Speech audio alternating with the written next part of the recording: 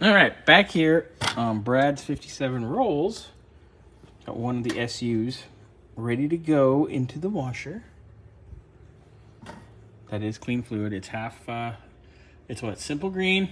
Our little secret sauce is what, simple green, purple power, and... Well, it's supposed to be secret. Yeah, well, it's not so secret anymore. Nope. Simple green, purple power, and water.